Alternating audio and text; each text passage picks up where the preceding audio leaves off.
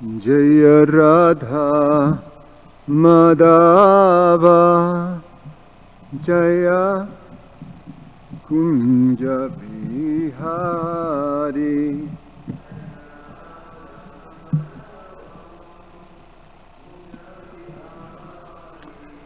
Jaya Radha Madhava Jaya Kunja Bihari Dhammadava Jaya Kunja Bihari Gopijana Vallabha Girivara Dhari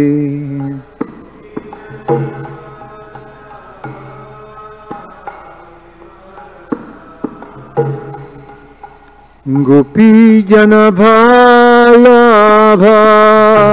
Girivara Dhari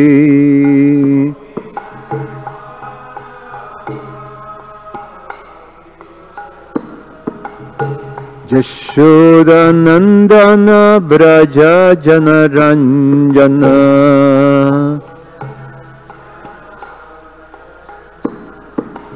Yashoda Nandana Braja Jana Ranjana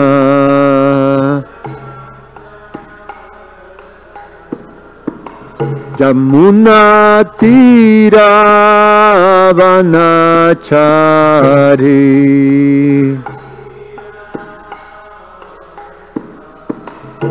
Jamuna Tira Vanachari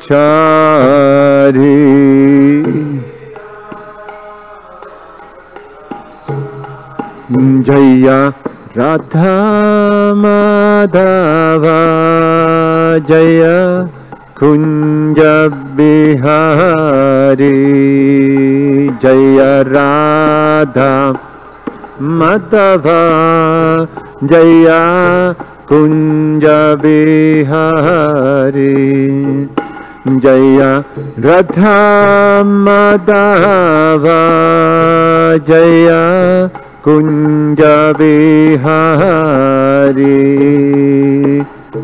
Radha Madhava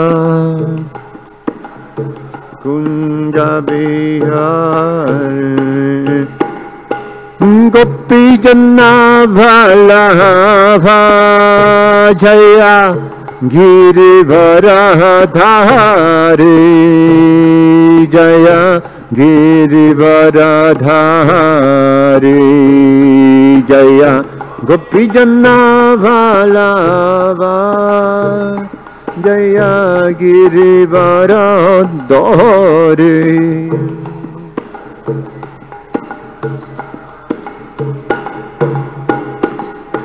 Yashoda Nandana Jaya Braja Jana Ranjana Jaya Braja Jana Ranjana Yashoda Nandana Jaya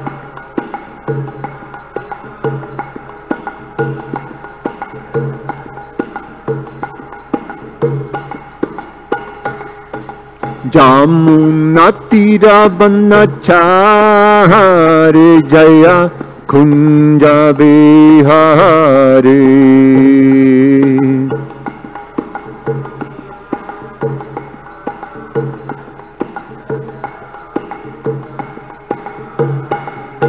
Hare Krishna Hare Krishna Krishna Krishna Hare Hare Hare Rama Hare Rama Rama Rama Hare Hare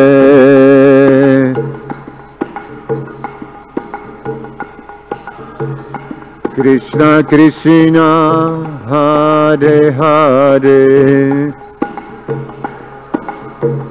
Hare Rama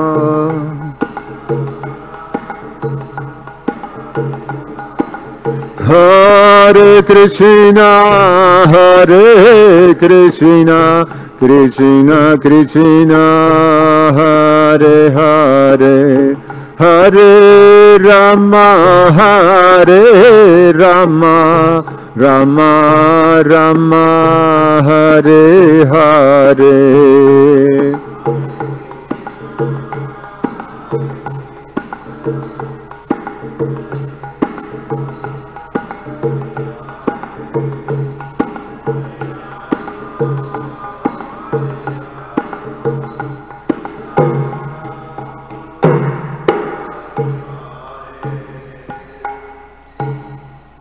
Jayam Vishnupad Paramahansa Parivrajagacharya Ashtotara Shatasu Srimad, His Divine Grace, A.C. Bhaktivedanta Swami Srila Prabhupada Ki Jai.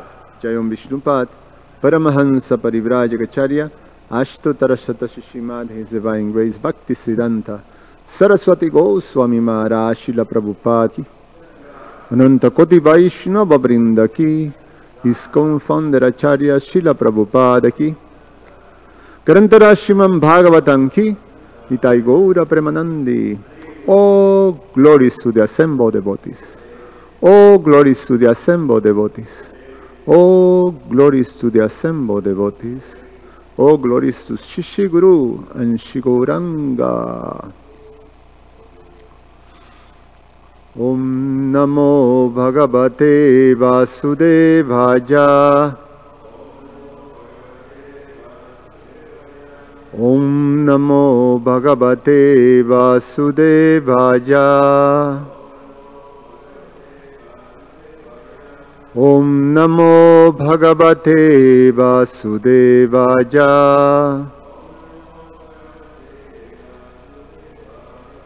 Reading from Srimad Bhagavatam, Canto 10, the Summon Bonon, Chapter 10, Deliverance of the Jamala Arjuna trees. Text number 7. Taudistva Madiramato Srimadam Dao Surat Majao Tajur Anugraharthaja Sapandasyan Idam Jagao Taudristva Madiramato Srimadam Dao Surat Najao Tajur Anugraharthaja Sapandasyam Idam Jagao Taudristva Madiramato Srimadam Dao Surat Majao Tajur Anugraharthaja Sapandasyam Idam Jagao. Please chant.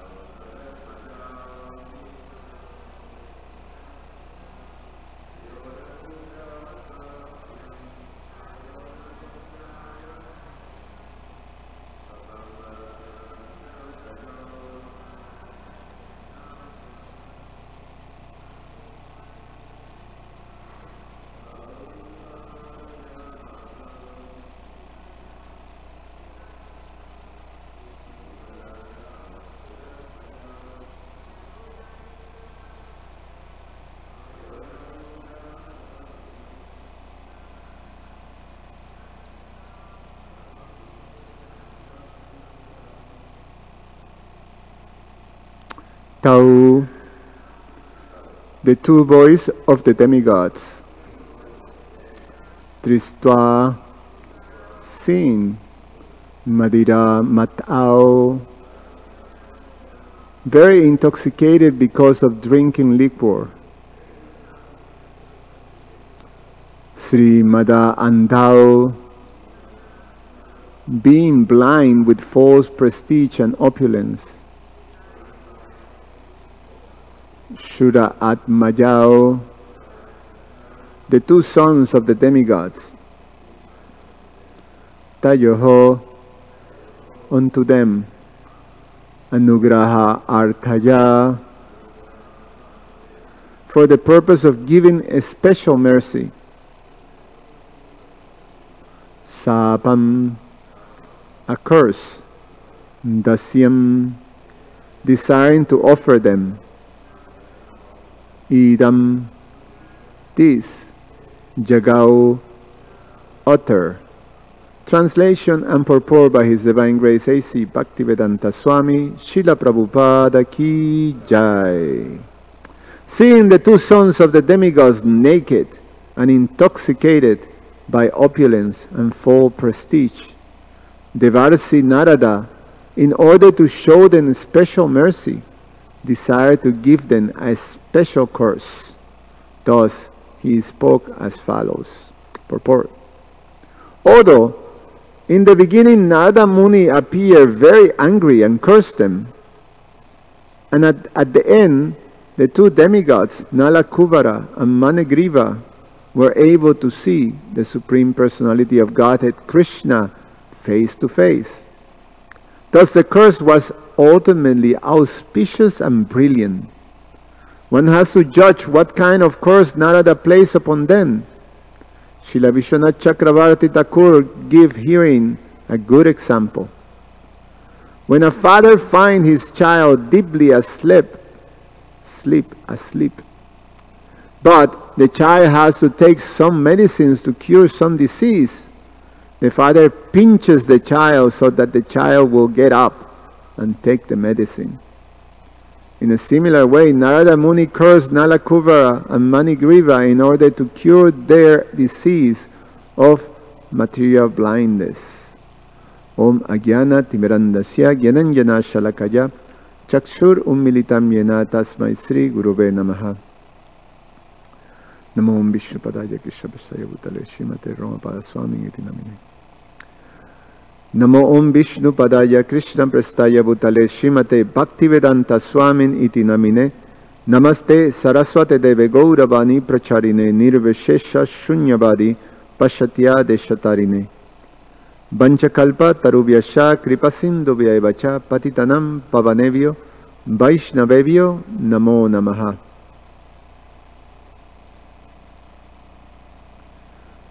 So, this is a very important lesson for devotees.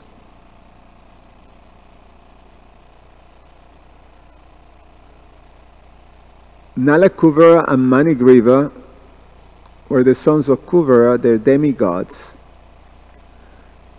The position of the demigods is that they are pious living entities, extremely pious living entities, who are serving the Lord, the Supreme Personality of Godhead, in the administration of the universal affairs. So, one can think that this whole cosmic creation is like the Lord's temple. And then you have different departments, and all these department heads, from the Pujari department to the kitchen department to the maintenance department, they're all very responsible position. They're serving the personality of Godhead in administrating and maintaining the temple. And so the devotees who have different responsibilities in working in different departments. The demigods represent the personality of Godhead. And they're devotees. So they're devotees. Devotee means that one is under the shelter of the personality of Godhead. That's what the wonderful situation that devotees who devotees, okay, you forgive me for that.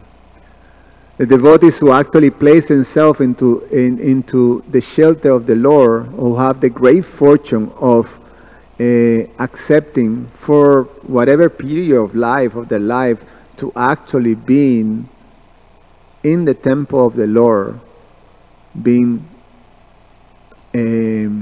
under the full shelter of the Lord. Is a great fortune, and also is a responsibility.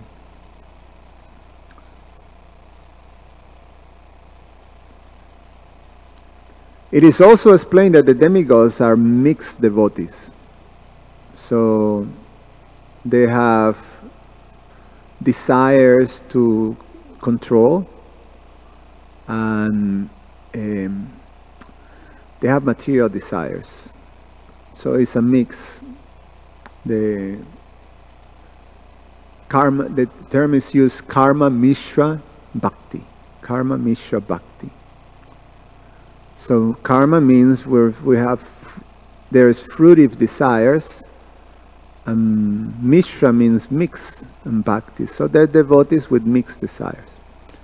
So that is the situation of most of us who come to the shelter of Krishna. And most of us who are in the shelter of Krishna, in Krishna's temple.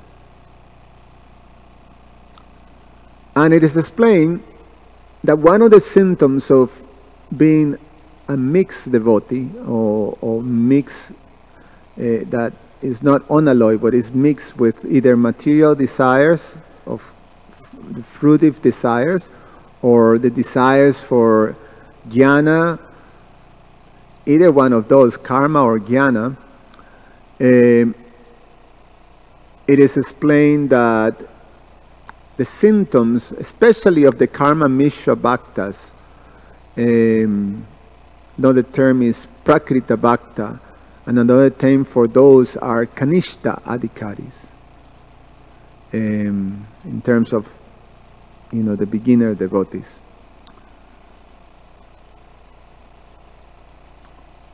Of course, we cannot say the same. We cannot say that demigods necessarily, some of them they all are kanishtas, because some of them are highly elevated, but they still have some mixed desires. But in general, one of the symptoms of having this mixed desires for fruitive enjoyment is that one's develop a sense of pride and a sense of enjoying the opulence that devotional service gives. One starts to feel better. That's what pride is. One feels, oh, I'm better than someone else. Or I'm in this position that is respectable by all others. Say, in the temple we have a whole community that comes and worship, and they see devotees who are in a responsible position representing the Lord, say the pujaris. As a pujari, we stand elevated over all others, just like that. We're in the altar by the Lord, so you can see that the altar is on a raised platform. So we are above. And people are, we are sort of the in-between, or the connection between the deities in the altar and the worshipper here in the temple room. And we can bestow upon them, we can give them mercy, we can give them prasadam. And then they look upon us and they extend their arms like this. And we place the flower, or place the lotus feet of the Lord. So it's possible at times we see that we may become proud of that. We feel I'm superior, or I'm bestowing the mercy. I start to flavor the respect that is given to someone who is in that position, close to the Lord.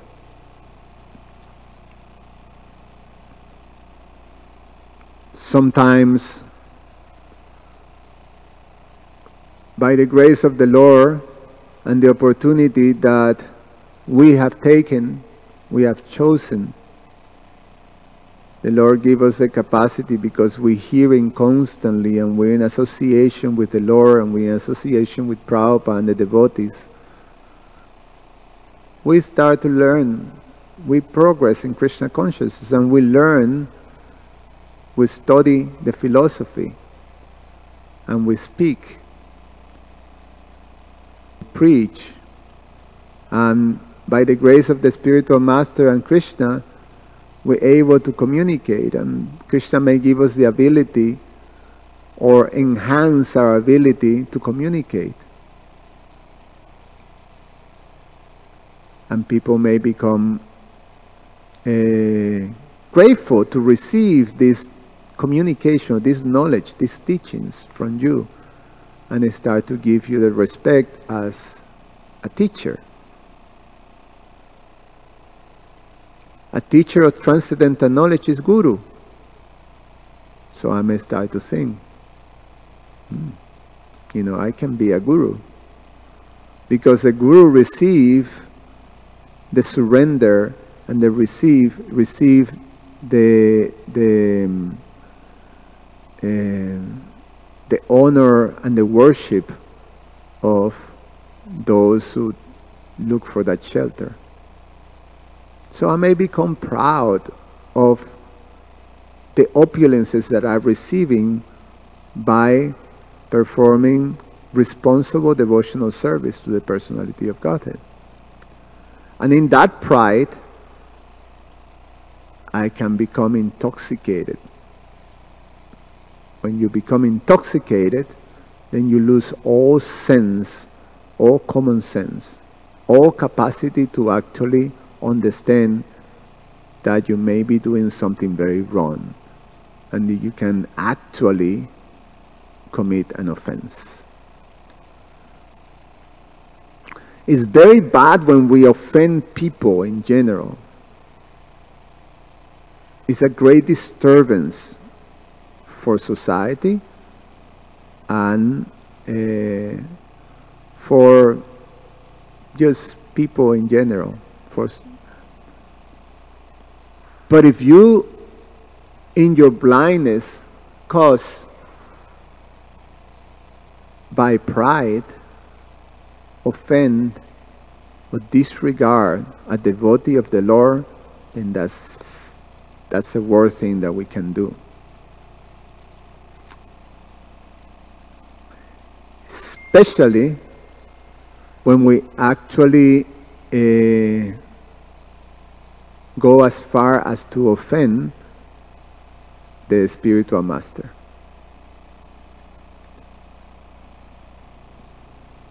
And we see it over and over and over. And here is a perfect example of that. Manigriva and Nalakuvara are the sons of a one of the demigods, a responsible demigod that administrate the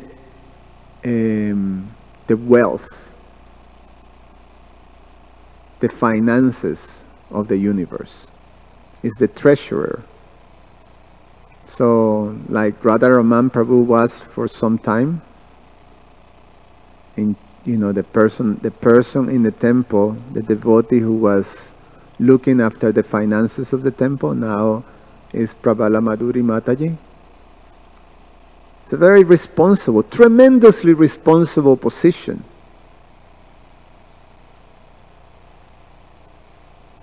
So Nalakubara and Manigriva were the sons of Kubera. And as the son of Kubera, in general, the demigods, they assist that whole department.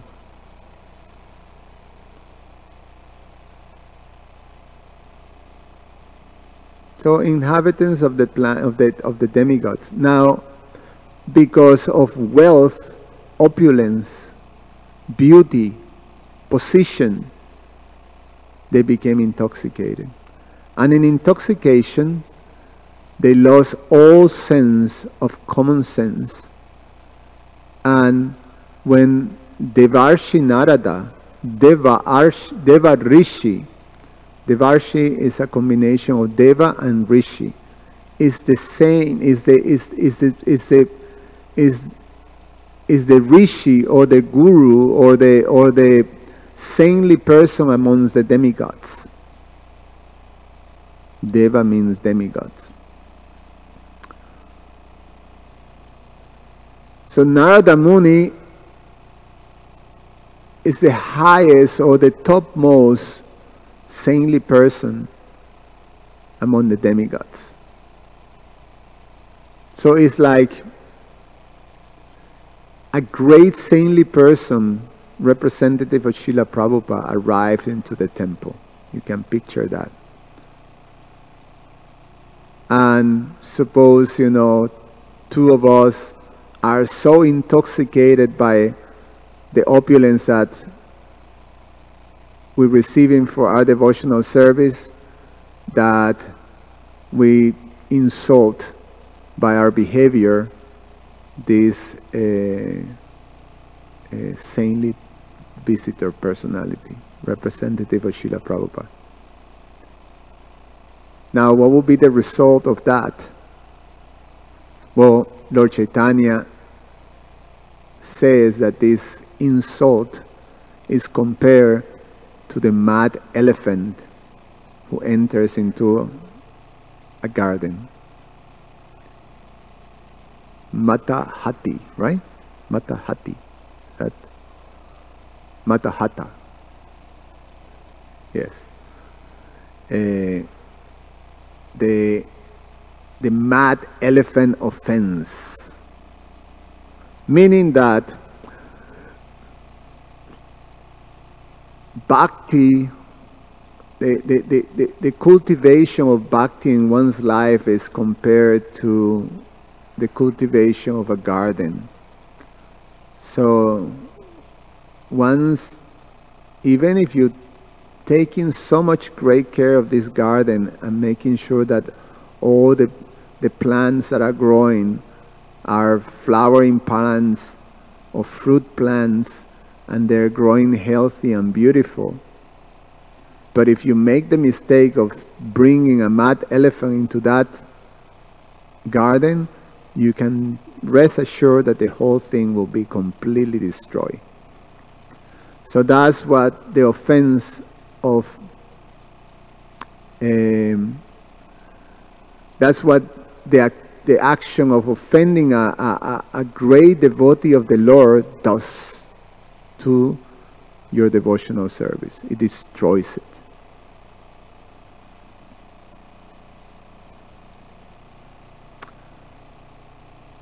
However,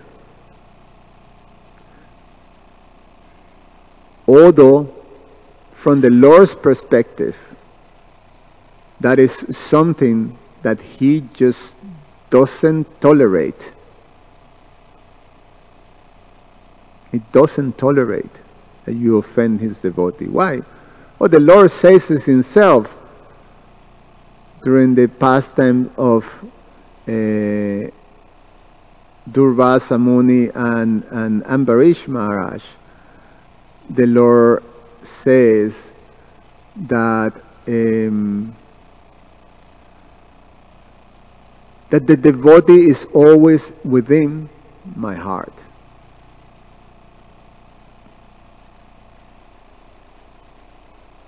Devotee is always within my heart. So, because the devotee is always within the heart, anything that you do to the devotee is directly taken by the Lord. So the Lord doesn't tolerate that. But the devotee is more merciful than the Lord in terms of tolerating the misbehavior and the offense of a devotee. And even if there is not a devotee, the devotee still is the compassion.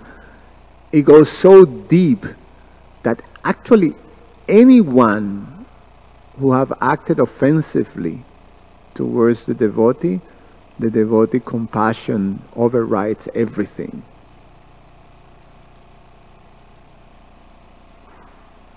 We see it in the pastime of Jagai and Madai. They were not devotees. They were the most hideous criminals that one can ever. I mean, Manigriva and Nalakuvara, they were just devotees who were so intoxicated that they lost it. But they were, they were devotees. Jagai and Madai were the most terrible criminals one can, actually ever imagine, come across with. Because you hear of criminals that specialize in different things.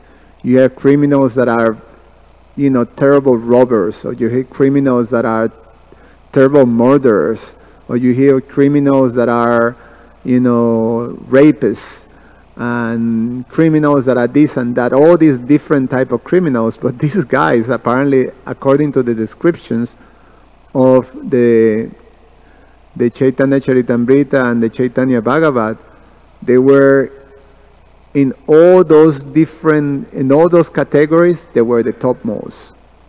There was no crime that they didn't commit.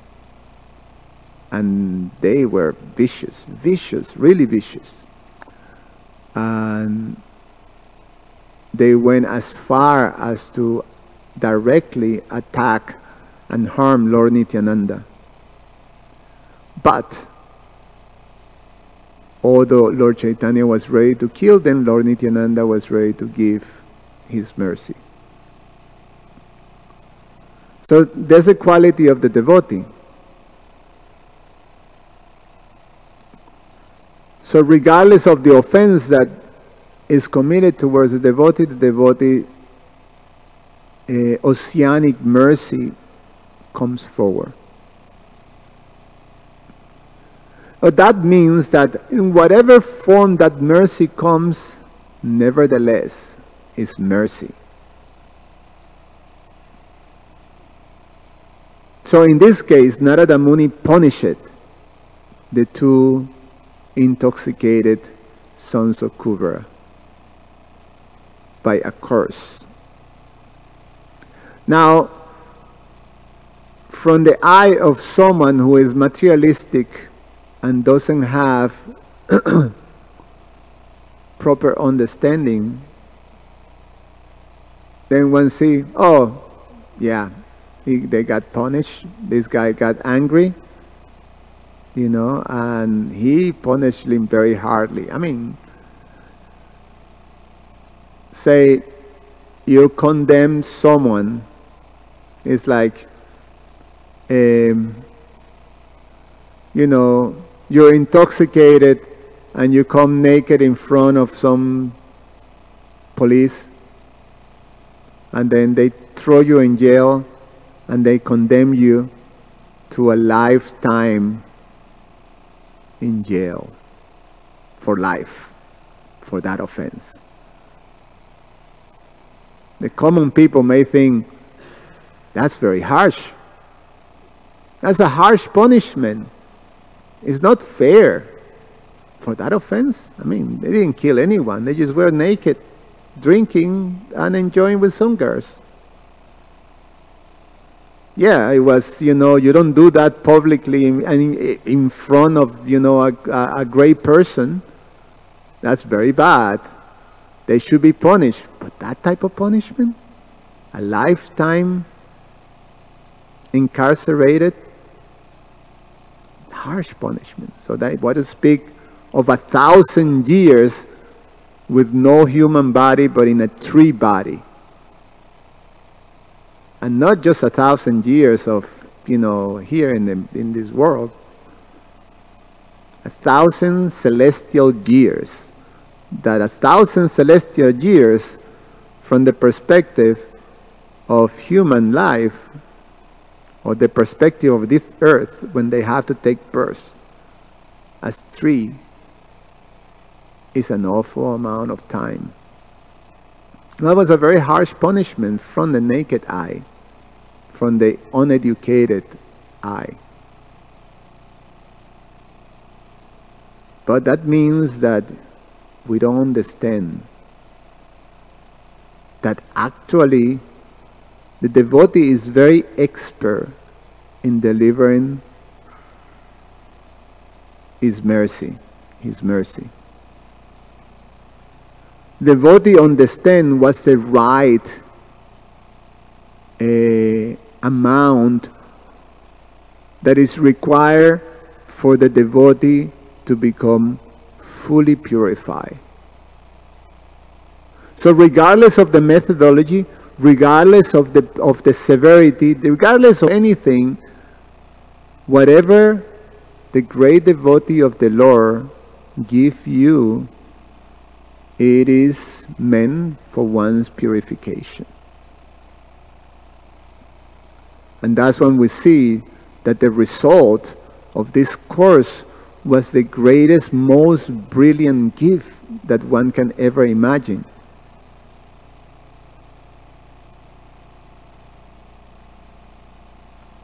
One have to have faith and transcendental knowledge to understand that. And we see it in the case of Mukunda, I think, when he was punished by Sri Chaitanya, that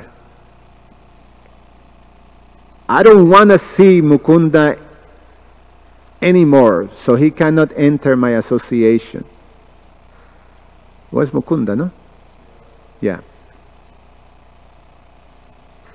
When the devotees of Lord Chaitanya heard that, because everybody loved Mukunda, when they heard that Sri Chaitanya, the Lord of their hearts, said that I don't want to see him anymore. He cannot come here to, I don't want to see it in my lifetime anymore. When they heard that, the devotees placed themselves in that position and thought, if this happened to me, there's no cause for my existence. Might as well just disappear. They couldn't bear the pain of even thinking of being in that position, and they felt towards Mukunda.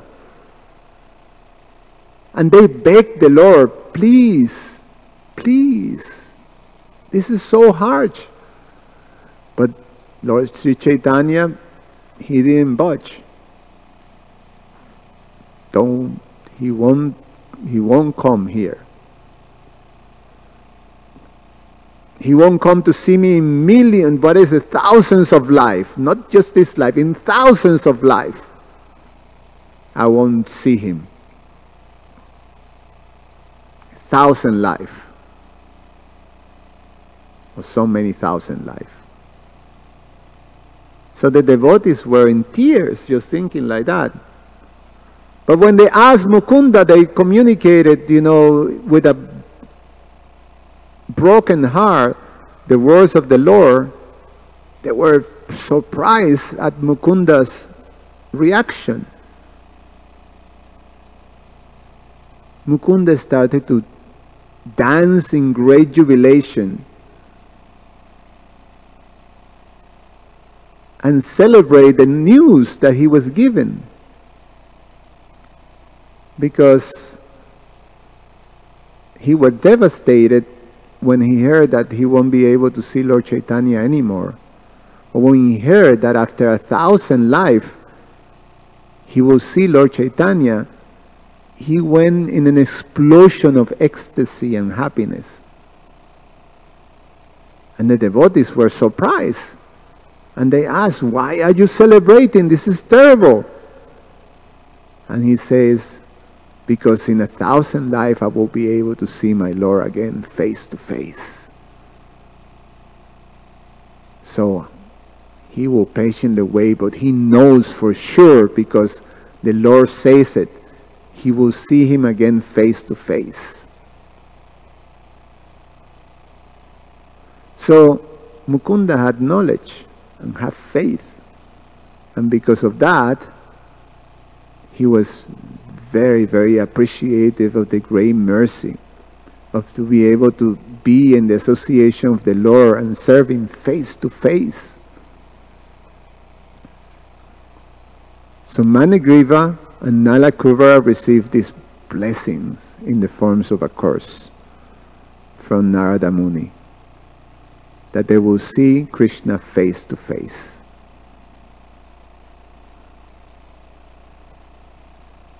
And when they, at the end of this pastance, when they become free, then they will fully appreciate the gift that they were given, and they will become the result of this interaction with Narada Muni and this corrective measure, this punishment that were given by Srila Narada Muni. They became great devotees. What is it? Kubera Majo.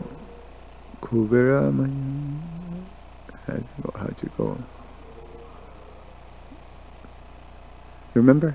How is it going? Kubera Majo Badha Murtyad Vajadvad Tvaya Mochitao Bhakti Bhajao Kritao Cha Tata Prema Bhaktin Swakame Prajacha Namokshe Graho Mesti Damodareha. That,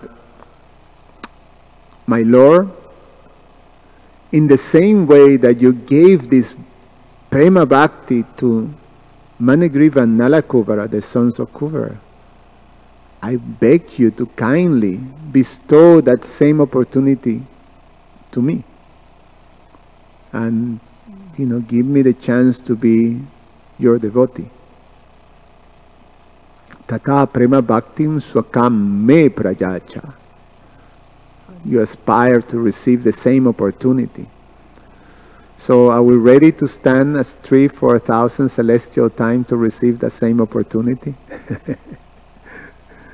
Well, we should. It will be very wonderful to be able to see the Lord face to face.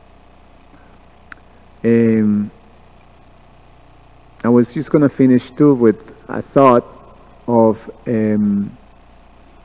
same thing is in our relationship with our Guru Maharaj, our spiritual master.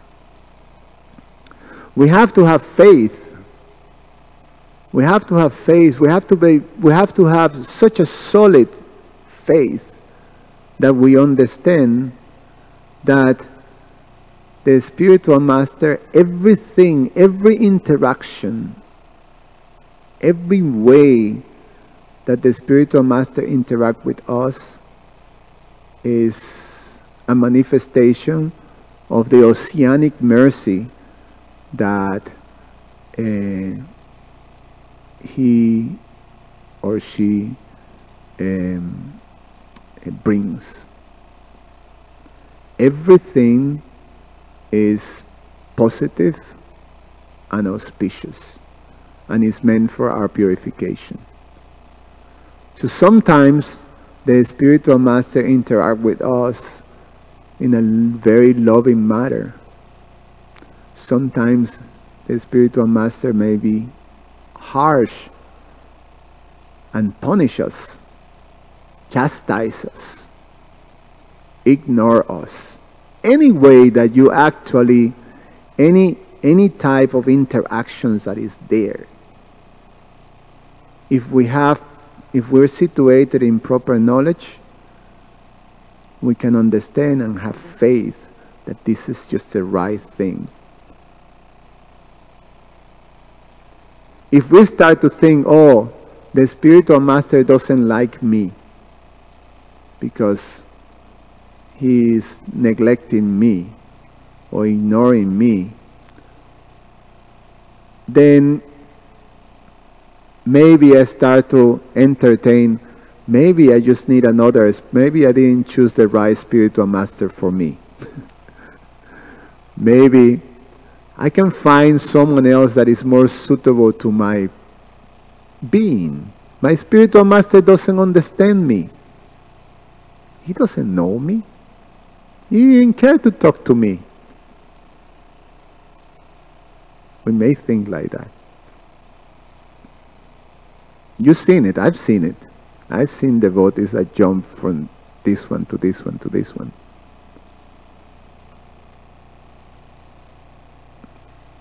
Because my spiritual master doesn't understand me. So that's a wrong mentality. You're missing the whole thing. And you actually lose the opportunity of receiving the mercy and the purification. In fact, the whole thing is going to work against you, that whole attitude. The spiritual master, regardless, just like how Narada Muni externally appears to be very harsh in his punishment to Manigriva and Nalakuvara, his purpose was to purify them, to help them, and gave them the greatest of all blessings, which was to see the Lord face to face. So similarly, we have to have that faith. We have to embrace that faith that our Guru Maharaj is delivering me, and with that faith we grow. Without that faith, there's no growth in Krishna consciousness. We're depending on that. We're depending on our spiritual master. And we have to embrace that position and become open like a river, regardless of where the river is going through. If it's going through rocks, is it going to a jungle, is it going to a desert, is it whatever the river goes through, you know, like the Nile rivers is going through a desert, or the Amazon is going to a jungle, or, you know, whatever river is there, it always goes towards the ocean. So similarly, our faith in our spiritual master should be like that. It should be open, and that faith is, you know, takes us, you know, to the ocean of Krishna's mercy.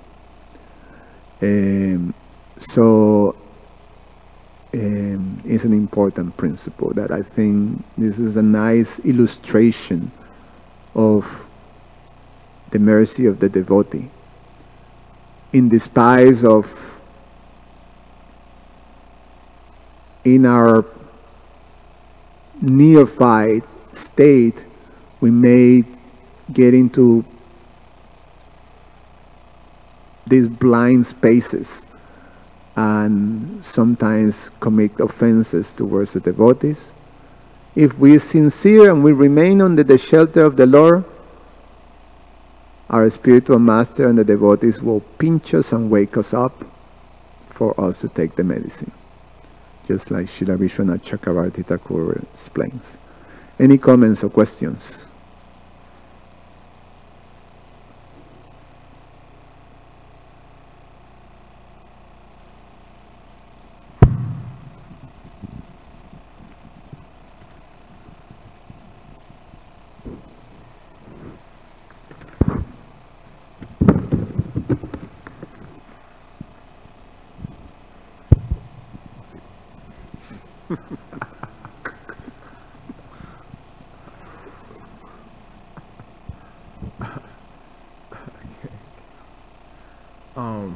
Thank you for your class, Prabhu. You mentioned a lot of nice points, and I have a few comments and questions on them. First of all, you mentioned a pastime, one of my favorite pastimes, Mukunda Datta, Prabhu. That pastime is, if I'm correct, I'm pretty sure I am. It's in Chaitanya Bhagavat, Madhya Kand or Madhya Leela. Sometimes it's Leela or Kand. Madhya, the second part, chapter 10. So if people want to read that pastime, it's in that part. And one quote that reminds me of that pastime is, it says, life is like a poker game. You can't change the cards you're dealt, just how you play the hand. And we see that, we say no gambling, but we could learn from actually poker players. Because if you're handed a good hand in poker, you could still lose the game. But if you're handed a bad hand, you could still win the game. How? By maintaining your equanimity. By acting like you have a good card, some good cards, you can still win the game. And this is precisely what Mukunda Datta did. He was handed the worst possible hand ever. Lord Chaitanya, like you said, says, he says, I don't want to see Mukunda because he associates with Mayavadis and says their philosophy is not. Whoever he associates with, he thought it meant to be humble, to say, to agree with every philosophy he associated with it. So Lord Chaitanya says, like you said, I don't want to see him in a million births. Actually, Mukunda Datta asked the devotees, when will the next time Lord Chaitanya see me? And then Lord Chaitanya says, he won't see me in a million births. And like, if we heard that we wouldn't see Lord Chaitanya in a million births, we would have said, you know, I'm converting to Christianity, definitely. And so we see Mukunda Datta was handed the worst possible hand, but he acted like it was the best hand. Because of his gratitude, the Lord wanted to see him immediately. And that's why I really appreciate that pastime. And one last quote that reminds me of the pastime, it says, start bringing gratitude to all your experiences instead of waiting for a positive experience in order to feel gratitude. Some of the points you were making also that I appreciated. Like you were making this point that it was actually a blessing. Sometimes when our spiritual master ignores us, we think it's like a curse or he doesn't care about me. And in this pastime, Narada Muni appears to curse Nalakuvara Manigriva, but it was actually a blessing because they was able to see Lord Krishna. Now there's one quote I mentioned to Bhakti Kevin Prabhu, and he made it much more funnier. Because a lot of times we say, oh, okay, if I receive constructive criticism, like Narada Muni gave Nalakuvara Manigriva, that's a blessing. But if I receive constructive criticism, that's not a blessing. They're egotistical. But whether we receive constructive criticism or destructive criticism, it's actually all a blessing, because there's one quote I appreciate. It says, when life treats you like crap, think of it as fertilizer meant to help you grow. And so I told this to Bhakti Kevin. He was like, that's a good point. Sometimes when we're in an argument with devotees, we should tell them. I wouldn't recommend telling them, but it was funny. He was like, Prabhu, you know, you're a piece of fertilizer. I mean, you're help fertilizing my bhakti. So, and I really appreciate that. Obviously, we don't say the first part of the devotees, but they're definitely fertilizing our bhakti and other people in the material world, because we see that these qualities like humility, tolerance, forgiveness, appreciation, they're actually only qualities meant to be used when people treat us like crap. Because a rich teenager never tells his rich father, my dear father, I forgive you for giving me a Mercedes-Benz for my birthday. I'll tolerate my $50 million inheritance once I graduate from high school. So actually our enemies, whether constructive, destructive, or it doesn't matter, our so-called enemies, the spiritual master, or our enemies, it doesn't matter. They actually give us the greatest opportunity to actually practice these qualities, because we like people to kiss our muta, you know what that means, but we're actually not developing good qualities when people always treat us with respect. So that's one point I appreciate about this pastime. On one of my last points, and maybe you could expand on some of these, is you was mentioning that the Kuvera and Manigriva were the treasures of the demigods. Lord Chaitanya gave Haridasa Kaur title, Namacharya, the treasurer of spiritual wealth. Now, if Lord Chaitanya gave us that title, we'll be very depressed. If he gave us the title Kamacharya, the treasurer of material wealth, we'll be very happy. But we see the problem with not being devoted to spiritual wealth. Like, for example, one way to manage spiritual wealth, like you were mentioning some of the devotees who manage the spiritual, one way we manage the spiritual wealth is keep our lots on the doors, keep the lots on the money in the temple. That's one way to manage it, so nobody could steal it. And there's a quote that I really appreciate in that regard. It says, "You would never invite a thief into your house, so why would you allow thoughts that steal your joy to make themselves at home in your mind?" In order to keep envy from stealing our spiritual wealth, we put a lock on it. Our consciousness, humility, appreciation, forgiveness, patience. And we see that people who aren't patient, who are proud, envious, they let thieves steal their peace of mind, you know, which are these bad qualities. And so we don't take these, being a treasurer of spiritual wealth, very seriously, but you were mentioning that one of the most grave mistakes we can make, which is the result of not being devoted to spiritual wealth, is Vaishnava Aparad. Bhakta Swabhava Gya Dosha Shamakari, Krishna Swabhava Bhakti Ninda Sahite Napari. Devotees are very merciful who are sincere. They don't consider themselves Vaishnavas, but the Lord very much takes it seriously. So there's one pastime, maybe you could expand on it. Even a lot of times when we say somebody commits Vaishnava Aparad, they'll leave Krishna consciousness. But there's one pastime where Ramachandra Puri, he criticized his spiritual master, his guru. His spiritual master was crying for a spiritual reason and love of God or something. And he criticized, he was like, "Guru Maharaj, I thought we're not the body. Why are you crying? You must think you're the body." And because of this aparat, even though he stayed in Krishna consciousness, he found no happiness because fault finding stole his spiritual wealth. He would just find fault with everyone. And sometimes when we see that, you know, that's the tendency. You know, we could be in Krishna consciousness, but, you know, no happiness whatsoever, always finding fault. And we see throughout the history of mankind, I've never seen somebody who finds fault with others look blissful. And so what are some steps we can move forward to be less concerned about managing our material finances and more concerned about managing our spiritual finances? Because without it, we may leave Krishna consciousness, or we may stay in Krishna consciousness but no bliss. The bliss only becomes when people honor us, when people respect us. But when people just disagree with us, we'll file complaints. We'll write our Guru Maharaj this, you know, no bliss. So what are some steps we could do more to be more concerned about spiritual finances? Well, it's inbuilt on your comment, what the answer to that. You know, you preface the question with the explanation of how we spend time, we waste our time criticizing and looking about faults and outside ourselves. So bring it inside. That's it. And you explain also to put in the locks of humility, respect, tolerance, service. All these things are there. So the answer is within your comment. So I think it was well explained. Anything else?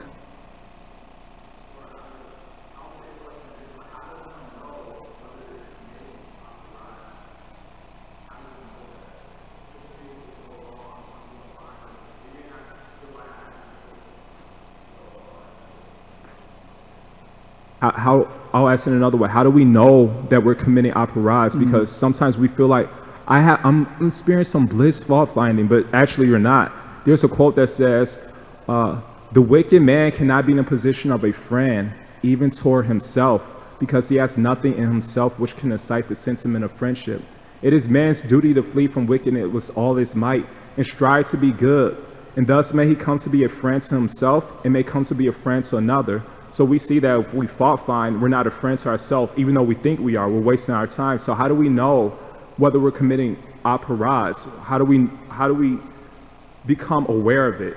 And what are the criterions of becoming aware of it? So we could...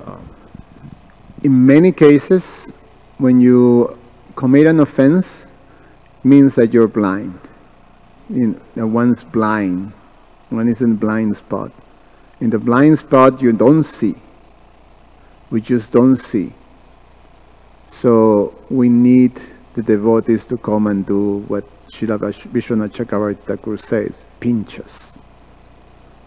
And then when we pinch, when we're pinched, and then sort of like we're able to be able to see something have to be done like that. We react to that, or we wake up from that position. So being in association with devotees and come back to the process of taking the medicine, that's the solution. Then we can actually see, okay, so I made a mistake. And usually Krishna is very expert. How we can see, how we can understand that? Well, when you're in the middle of your fault finding space, you don't see fault in yourself, you see faults in others. You're fine, everybody else is wrong. Then it comes the association with devotees, and then we find ourselves that there's conflict. And in the conflict, I also become conflicted. And then when my bliss becomes now anger or distress or frustration or whatever that, then, so I can see that there is something wrong. And then if I'm introspective, I start to see, okay, what's my part? My mind goes their part. What's my part? And if I start to see my part, actually, I'm being quite offensive here. Then I'm able to see. When there's conflict, when there's smoke, fire is there. One just have to find where is that fire hiding. Because that fire is going to grow and become a devastating, thing. It's going to burn us. So, smoke means if you are, there's something negative going within yourself. I'm conflicted. Something like that. I'm going to stop here. It's a little past. But thank you so much. Srimad Bhagavatam ki jai.